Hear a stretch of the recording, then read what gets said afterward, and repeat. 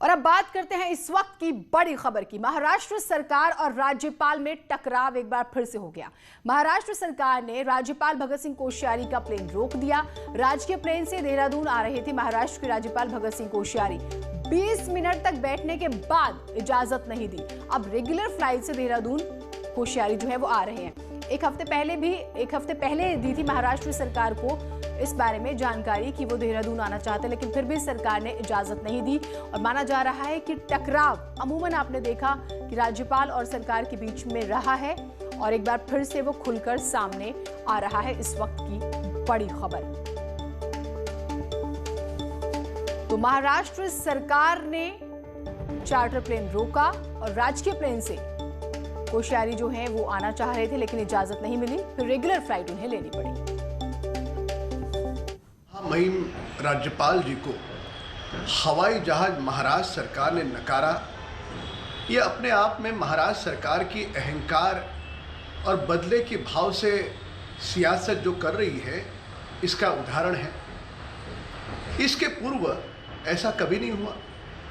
केवल और केवल अपने मर्जी के लोगों को महाराष्ट्र की सरकार विधान परिषद का सदस्य बनाना चाहती है और राज्यपाल महामहिम नियमों के और संविधान के दायरे में काम करने वाले व्यक्तित्व हैं।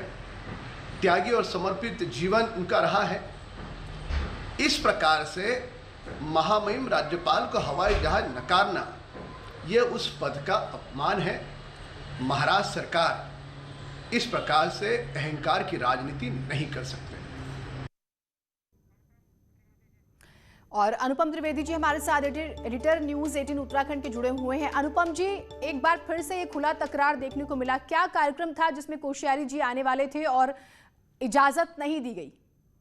देखिए जीनत, जो पिछले संडे को चमोली में भीषण बाढ़ आई थी, उसके बाद वहाँ लगातार राजनेताओं का जो सार्वजनिक जीवन में रहे हैं, उनका उत्तराखंड से कोई भी कनेक्शन है वो आते जाते रहे हैं। तो इसी क्रम में आज उत्तराखंड की राज्यपाल बेबी रानी मौर्य भी वहाँ है, पीड़ितों का हालचाल जानने गई है।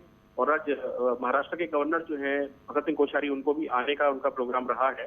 तो इसी कॉन्टेक्स्ट में वो आ रहे थे। और अब जब ये जिस तरीके से उनको पूरा जहाज वहाँ डिनाई किया गया, महाराष्ट्र सरकार का जहाज था, वो 20 मिनट वहाँ प्लेन में बैठे रहे, चार्टर प्लेन में एयरपोर्ट के अंदर। वहाँ फिर उनको बोला गया कि आपको परमिशन नहीं है। उसके बाद उन्होंने कमर्शियल फ्लाइट पकड़ी है स्पाइस जेट की।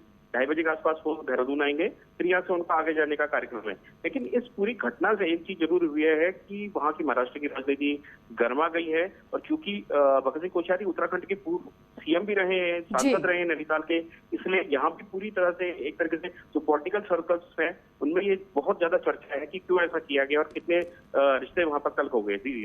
अनुपम जी, आप प्लेन में बैठे, आपको 20 से 25 मिनट वेट करना पड़े और फिर आपको उतारा जाए, कहीं ना कहीं इसे अपमान के तौर पर भी देखा जा रहा है। हमने बीजेपी नेता का स्टेटमेंट भी सुनाया और ऐसा पहली बार अपने आप में इस तरह का मामला आया है सामने। नहीं, बिल्कुल आपने ठीक कहा कि इस तरीके का जो तकरार है दोनों सरकार और राज्यपाल के ऑफिस के बीच में, इसकी परिणति कहीं ना कहीं इस तरीके से हुई है और इसको बहुत इंसल्ट के तौर पे ही देखा जा रहा है। बीजेपी के नेता लगातार रिएक्शन दे रहे हैं। फॉर्मर सीएम है महाराष्ट्र के देवेंद्र फडणवीस, उन्होंने भी इस घटना की निंदा की है। वहीं पर जो शिवसेना के एक नेता है, एक एमपी हैं, उनका ये कहना है, विनायक राउत उनका नाम है, उनका कहना है कि भाई अगर ये नहीं जा पाए अगर टाइम पे तो वो गवर्नर ऑफिस की गलती है। तो इस तरीके का ब्लेम गेम भी वहां पर चल रहा है। और क्योंकि जैसे मैंने कहा कि कोश्यारी जी का उत्तराखंड का कनेक्शन रहा है, इसलिए यहाँ भी उस पूरे डेवलपमेंट्स में बहुत करीब से लोग देख रहे हैं उसको। सारे पॉलिटिकल सर्कल्स भी इस चीज को देख रहे हैं। रिएक्शन यहाँ भी नेताओं ने एक बहुत छोटा सा सवाल, आपको एक हफ्ते पहले जानकारी दे दी जाती है, अगर आपको इजाजत नहीं देनी थी तो आप तब मना कर देते। आपने बैठने के बाद ऐसा किया, नियत पे तो सवाल लाजमी है। बिल्कुल, ये बात आपकी सही है। तो कहीं ना कहीं इसे जिस तरीके की पॉलिटिक्स रही है महाराष्ट्र की, आपको पता है वहाँ पे पहले बीजेपी सरकार को भी शपथ दिलाई गई, फिर डिफेंड हुआ, उसके बाद कांग्रेस की और मिलीजुली सरकार वहां पर है उद्धव ठाकरे के नेतृत्व वाली। तो कहीं ना कहीं इसमें पूरी जो राजनीतिक रिश्तों में तल्खी है वो साफ तौर पर इस पूरे एपिसोड में दिखी है।